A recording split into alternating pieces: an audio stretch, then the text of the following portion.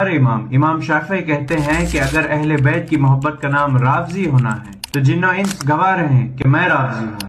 کہا کہ ان کان رفضا حب آل محمد بالفرض، اگر آل محمد صلی اللہ علیہ وآلہ وسلم کی محبت کا نام رافضی ہونا ہے، فلیشہد الثقلان انی رافضی، تو جن و انس اس بات پر گواہ ہو جاؤ کہ میں رافضی ہوں. چلو Wake up to reality. یہ میرے ہاتھ کے اندر سیر اعلام النبلاء، آپ نے کہا نا کہ امام ذہبی بھی جو ہے وہ اپنی کتابوں میں شعر نقل کرتا ہے. امام ذہبی المتوفی 748 ہجری، یہ سارے بڑے اہل سنت کے ائمہ محدثین امام شافعی کے اشعار اپنی کتابوں میں نقل کرتے رہے. یہ والا شعر یہ امام ذہبی کی کتاب ہے، اس کی یہ جلد نمبر 7 کا صفحہ نمبر 355 کے اندر امام ذہبی رحمۃ اللہ علیہ اس شعر کو اس سند کے ساتھ لایا ہے. قد قال زبیر بن عبد الواحد الاسترابازی اخبرنا حمزہ بن علی الجوہری حدثنا ربیع بن سلیمان قال حججنا مع الشافعی فما ارتقى شرفا ولا هبط واد الا وهو يبكي وينشد. یعنی کہ امام ربیع بن سلیمان کہتے ہیں میں نے امام شافعی کے ساتھ حج کیا اور اس حج کے دوران میں انہوں نے یہ الفاظ کہے، وہ شعر کہے جو مرزا جی اب پڑھیں گے.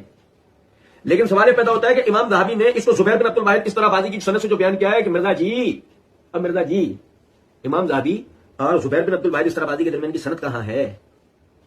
نہیں سمجھو بات، چھوڑو نا تم مرزا جی، وہ جاؤ گے تم کفایت اللہ ثناء علی اور صلاح الدین یوسف چھوڑ دو تمہیں علماء معاف ہیں. تم ذرا اٹھو، کھولو کتابیں، جرت کرو، ہمت کرو. یہ زبیر بن عبد الواحد استرابازی تک امام ذہبی سے ان تک سند ثابت کرو. نہیں تو پہلے تو کام وہ کرو نا، دیوان الشافعی سے آپ کہہ رہے ہو شعر پڑھا، یہ امام شافعی کی کتاب ہے، یہ دیوان الشافعی ان سے پہلے ثابت کر کے دکھاؤ کہ امام شافعی نے ایسی کوئی کتاب بھی لکھی ہے. ٹھیک ہے، سند کے ساتھ، سند جو ہے نا امام شافعی تک پہنچنی چاہیے کتاب.